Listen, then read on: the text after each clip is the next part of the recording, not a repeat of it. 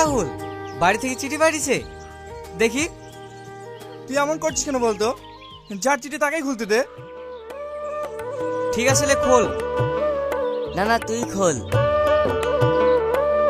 কিরে, তাকিয়ে আসিস যে, বলে শোনা।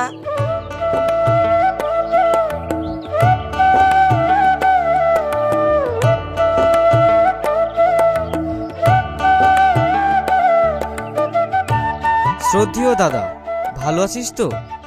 আশা করছি ভালোই আছিস। আমার বিয়েতে তুই আসবি না তাই কখনো হয়? তুই যদি না আসিস আমি বিয়েতেই বসবো না। 7 তারিখে বিয়ে, তুই কিন্তু তার আগেই চলে আসবি। তোকে নিয়ে আমি শপিং করতে যাব। ইতি রিনা। এই, তোর বোনের বিয়ে? হ্যাঁ, তুই কিন্তু আমার বোনের বিয়েতে অবশ্যই যাবি।